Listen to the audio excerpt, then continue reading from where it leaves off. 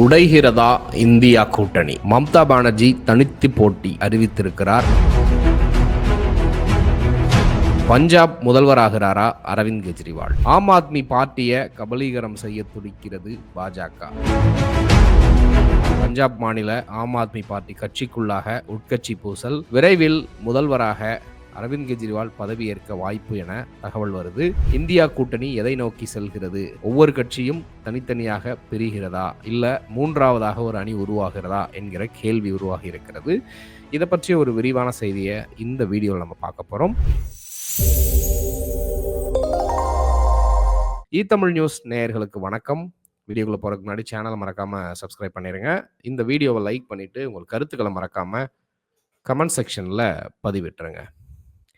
இந்திய அளவில் இந்தியா கூட்டணி அப்படிங்கிற ஒரு கூட்டணியை உருவாக்கி 2024 நாடாளுமன்ற தேர்தலை பாஜகவை எதிர்த்து இந்தியா அப்படிங்கிற ஒரு கூட்டணி உருவாகி தேர்தலை சந்திச்சு கிட்டத்தட்ட ஒரு சிக்னிஃபிகண்ட் அச்சீவ்மெண்ட்டை அச்சீவ் பண்ணாங்க அப்படின்னே சொல்லலாம். ஏன்னா 240 இடங்களுக்குள்ளாக பாஜகவை சுருக்குனதே ஒரு பெரிய அச்சீவ்மெண்ட் தான் அப்படின்னு சொல்லணும். ஆனால் அதை தொடர்ந்து பார்த்தீங்கன்னா பல விஷயங்களில் இந்தியா கூட்டணி சிதறி தான் கிடந்தது. ஏன் நாடாளுமன்ற தேர்தலையே அந்த சீட்டை பிரிக்கிற இதுலையும் சரி, பல்வேறு விஷயங்கள்லையும் இந்தியா கூட்டணிக்குள்ளாக பெரிய அளவுக்கு ஒற்றுமை இருந்ததாக அவர்கள் காட்டிக்கொள்ளவில்லை அப்படிங்கிறத தான் பார்க்குறோம். காங்கிரஸை தனிச்சு விட்டுட்டு மற்ற கட்சிகள் எல்லாமே அவங்கவுங்க சுயநல போக்கோட தான் இருந்தாங்க அப்படிங்கிறத பார்க்குறோம். பெரும்பான்மையான அரசியல் திறனாய்வாளர்கள் சொல்லக்கூடிய விஷயம் என்னன்னு பார்த்தீங்கன்னா, அந்த காலகட்டத்தில் இந்தியா கூட்டணி மக்களுக்கு இன்னும் அவர்களுடைய ஒற்றுமையை வெளிக்காட்டணும், இன்னும் சில இடங்கள்ல எந்த மாநிலங்கள்ல எந்த கட்சி பெரும்பான்மையாக இருக்கிறதோ அவர்கள் விட்டு கொடுத்து போகணும். அப்பதான் உருப்படியா ஒரு சில இடங்களை வெற்றி பெற முடியும். இல்லைன்னா இந்தியா கூட்டணிக்குள்ளாகவே பிரிதல் இருந்தது அப்படின்னா எளிதாக பாஜக வென்றுவிடும் அப்படிங்கிறத எச்சரிக்கையாக சொன்னாங்க. அப்படி ஒரு சில இடங்கள்ல நடந்தது அப்படின்னே சொல்லலாம். இப்போ மகாராஷ்டிராவிலலாம் இந்தியா கூட்டணி MVA அப்படிங்கிற ஒரு பேரோட கொஞ்சம் ஓரளவுக்கு நல்லதாக தான் இருந்தாங்க. அதே மாதிரி பீகார்லையும் உத்தரப்பிரதேசத்துலையும் கிட்டத்தட்ட ஓரளவுக்கு கூட்டணி ஸ்ட்ராங்காக தான் இருந்துச்சு அப்படின்னு சொன்னோம். ஆனால் கேரளா, தெலுங்கானா, அப்புறம் வெஸ்ட் பெங்கால் போன்ற மாநிலங்கள்லாம் பிரிஞ்சு தான் இருந்தாங்க. ஏன்னா அதுக்கு வேற மாதிரியான சில விஷயங்களும் சொல்றாங்க. இப்போ மம்தா பானர்ஜியும் இடதுசாரி கட்சிகளும் காங்கிரஸும் கூட்டணியில் வந்தா பாஜக மட்டும் தனித்து விடப்படும். அது இன்னும் அட்வான்டேஜா போயிடும். அதனால அங்க தனித்தனியா நிக்கிறது தான் நல்லது அப்படிங்கிற ஒரு வாதம் வைக்கப்பட்டது. இன்னொரு புறம் பார்த்தீங்கன்னா, ஒண்ணு இடதுசாரி கட்சிகளும் காங்கிரஸும் கூட்டணிக்கு போகலாம், மம்தா பானர்ஜி தனியா நிக்கலாம். அப்படி இருக்கிறப்ப பிஜேபிக்கு ஒரு டஃப் ஃபைட் இருக்கலாம் அப்படிங்கிற மாதிரியும் சொன்னாங்க. பட் என்னவே பார்த்தீங்கன்னா 3 பேரும் தனித்தனியா தான் நின்னாங்க. இப்போ கேரளாவில் இடதுசாரியும் காங்கிரஸும் எதிரெதிர் போட்டி தான். பாஜக 3வது இடத்துக்கு தான் போனது. ஸோ இப்படி பல விஷயங்கள்ல இருக்கிறப்ப இந்தியா கூட்டணி அப்படிங்கிற ஒரு வலுவான கூட்டணி ஸ்ட்ராங்கா இருந்ததுனால தான் பாஜகவால் அந்த 240 இடங்களை தாண்ட முடியல அப்படிங்கிறத பார்க்குறோம். ஆனால் இன்றைக்கு அந்த இந்தியா கூட்டணி உடைந்து சிதறப்போகிறதா அப்படிங்கிற அச்சம் ஏற்பட்டிருக்கிறது. தேசிய அளவில் பாஜகவுக்கு எதிராக ஒரு முக்கியமான நடவடிக்கையிலையும் காங்கிரஸ் செய்யலை அப்படின்னு மம்தா பானர்ஜி அதிருப்தியை வெளிப்படுத்தி இருக்கிறாங்க. சமீபத்திலே பார்த்தீங்கன்னா இந்த 4 மாநில தேர்தல், ஜம்மு காஷ்மீர், ஜார்க்கண்ட், மகாராஷ்டிரா, அப்புறம் ஹரியானா மாநில தேர்தல் பார்த்தீங்கன்னா இந்த காலகட்டத்திலையுமே இந்தியா கூட்டணியை வழிநடத்துறதுலேருந்து காங்கிரஸ் விலகிக்கணும், மம்தா பானர்ஜி தான் சரியான லீடர் அப்படின்னு உத்தவ் தாக்கரே, சரத்பவார், அப்புறம் லல்லு பிரசாத் யாதவ் போன்றவர்கள் கருத்து கூற ஆரம்பிச்சாங்க. அதை குறித்து ராகுல் காந்தியும் சொன்னார், இந்த பேச்சை நீங்க பெருசா எடுத்துக்காதீங்க அப்படின்னு காங்கிரஸ் கட்சி தொண்டர்களுக்கு ஒரு அறிவுரையை வழங்கினாரு. காங்கிரஸ் கட்சி தரப்புல இருந்து சொன்னது என்னன்னு பாத்தீங்கன்னா, நாங்க 100 எம்பிக்களை வச்சிருக்கிறோம், இந்த எதிர்கட்சிகள்ல இருக்கக்கூடிய கட்சிகள்ல நாங்க தான் அதிகமான ஸ்ட்ரென்த். போன தடவையாவது நாங்க கம்மியா இருந்தோம், ஆனா இந்த முறை கரெக்டா 100 எம்பிக்கள் வச்சிருக்கிறோம். இன்னொன்று, இந்தியா முழுக்க எங்களுக்கு வாக்கு சதவிகிதம் இருக்கு, எல்லா இடத்துலையுமே எங்க கட்சிக்குன்னு வேல்யூ இருக்கு அப்படிங்கிறப்ப, பழம்பெரும் கட்சி அப்படிங்கிறப்ப நாங்க எப்படி விட்டு கொடுக்க முடியும்? மற்ற மாநில தேர்தல்கள்லையோ பல விஷயங்கள்லையோ நீங்க எங்களுக்கு விட்டு கொடுத்துருக்கீங்களா? இல்ல அப்படிங்கிற மாதிரி ஒரு வாதத்தை காங்கிரஸ் கட்சி தரப்புலையும் வைக்கிறாங்க. கிட்டத்தட்ட அது ஒரு நியாயமான வாதம் அப்படின்னே சொல்லலாம். வெளிப்படையாக மற்ற இடங்கள்ல சொல்றது பாத்தீங்கன்னா, காங்கிரஸுக்கு இன்னும் அறிவு வரல, அவங்க இன்னும் பெரிய அண்ணன் மனப்பான்மையிலே இருக்கிறாங்க, அவங்க தான் விட்டு கொடுத்து போகணும் அப்படின்னு சொல்றாங்க. ஆனா அதை எப்படி கொடுக்க முடியும் அப்படிங்கிற இன்னொரு கேள்வியும் வருது. காங்கிரஸ் தரப்புல இருந்து நாங்களும் எங்க கட்சியை பலப்படுத்துறதுல கண்ணும் கருத்துமா தானே இருப்போம் அப்படிங்கிற அவங்க வாதம் வைக்கிறாங்க. ஸோ இப்போ 2026 மேற்கு வங்காளத்துல சட்டமன்ற தேர்தல் வர இருக்கிறது. அந்த தேர்தல்ல நாங்க தனிச்சு தான் போட்டியிட போறோம் அப்படின்னு மம்தா பானர்ஜி அவர்கள் அறிவிச்சிருக்கிறாங்க. இது ஒரு ஷாக்கிங்கான ஒரு நியூஸ் அப்படின்னே கூட சொல்லலாம். ஏன்னா இப்பவே அவர்கள் தனிச்சு போட்டியிட போறாங்க அப்படின்னு அறிவிச்சுட்டா, நாளைக்கு எதிர்க்கட்சி வரிசையில முழுக்க முழுக்க பிஜேபி வந்து இப்பவே அங்க பிஜேபி தான் எதிர்க்கட்சியில இருக்கிறாங்க. எப்படி டெல்லியில வந்து ஒரு சம்பவம் நடந்ததோ, அது மாதிரி வெஸ்ட் பெங்கால்லயும் நடக்கதற்கான வாய்ப்பு இருக்கு அப்படின்னு சொல்லப்படுது.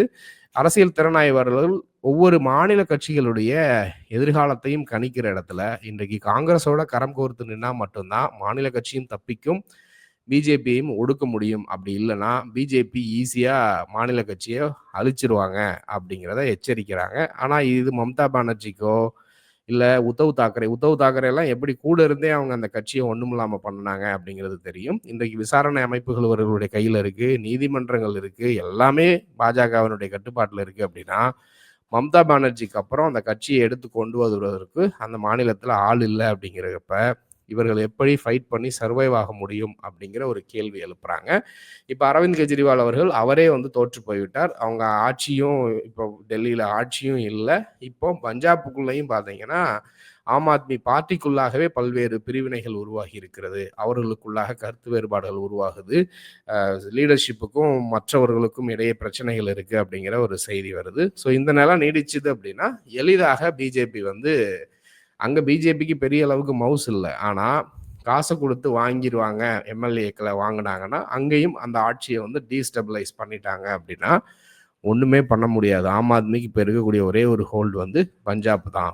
இப்ப அதனால தான் ஒருவேள அங்க ஒரு தொகுதி வந்து இடைத்தேர்தல் வருது. அதுல வந்து அரவிந்த் கெஜ்ரிவால் அவர்கள நிப்பாட்டி ஜெயிக்க வச்சு, அவருக்கு முதல்வர் பதவிய குடுத்துருவோம். அப்ப குடுத்தா தான் கட்சிய காப்பாத்த முடியும் அப்படிங்கிற ஒரு முயற்சியில இருப்பதாக சொல்றாங்க. நாளைக்கு மம்தா பானர்ஜி அவர்களுக்கும் இதே மாதிரியான ஒரு நிலைமை வருவதற்கு அதிகப்படியான வாய்ப்புகள் இருக்கு அப்படிங்கிறது தான் அரசியல் திறனாய்வாளர்கள் எச்சரிக்கை விடுக்கிறாங்க. ஏன் அப்படின்னா, இன்னைக்கு இந்தியா முழுக்க காங்கிரஸ் கட்சிக்கு ஒரு தொண்டர்களுடைய பலம் இருக்கிறது, நெட்வொர்க் இருக்கு. இன்னொன்னு அவங்க கட்சிக்குன்னு மக்கள் மத்தியில ஒரு ஆதரவும் இருக்கு. இன்னைக்கு இருக்கக்கூடிய காலகட்டத்தில அவங்க ஐடியாலஜிக்கலா பிஜேபிக்கு நேர் எதிர் பாதையில பயணிக்கிறாங்க. சமூக நீதி பாதை, சாதிவாரி கணக்கெடுப்பு, எஸ்சி, எஸ்டி, ஓபிசி, அம்பேத்கர்ன்னு ரொம்ப ஸ்ட்ராங்கான அரசியல் எடுத்துட்டு போறாங்க.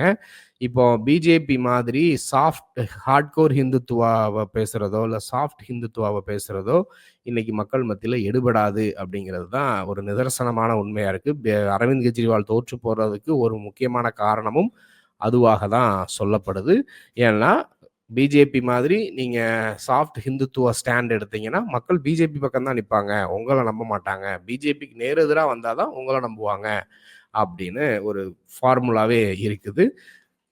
மம்தா பானர்ஜி அவர்கள் கிட்டத்தட்ட அவர்களும் ஒரு ஹிந்துத்துவ ஸ்டாண்ட் எடுக்கக்கூடிய ஆளு தான் அப்படிங்கிறத பார்க்குறோம். ஏன்னா, இந்த சனாதனத்த பத்தி உதயநிதி ஸ்டாலின் அவர்கள் பேசுறப்பல்லாம், அவங்க உதயநிதி ஸ்டாலினுக்கு எதிராக தான் ரியாக்ட் பண்ணாங்க அப்படின்னு பார்க்குறோம். அதே மாரி ராகுல் காந்தி அவர்கள் சாவர்கரை பத்தி பேசுறப்பயும், அவர் ராகுல் காந்திக்கு எதிராக தான் பேசினாரு. இன்னொன்னு வந்து பாரத் ஜோடோ யாத்திரை அப்ப ராகுல் காந்தி கூட கலந்துக்காத விஷயம். இது மாரி பல்வேறு விஷயங்கள்ல வந்து காங்கிரஸ் கட்சியோட கூட நிக்கிறதுக்காக இருக்கட்டும், இல்ல காங்கிரஸ் கட்சி கூட்டணி ராகுல் காந்தியினுடைய லீடர்ஷிப்ப வலுப்படுத்துறதுக்கா இருக்கட்டும், மற்றவர்கள் தயங்குகிறாருங்க அப்படிங்கிறத தான் பார்க்குறோம். மம்தா பானர்ஜி, சரத்பவார் போன்ற தலைவர்கள் பெரும் மூத்த தலைவர்கள்.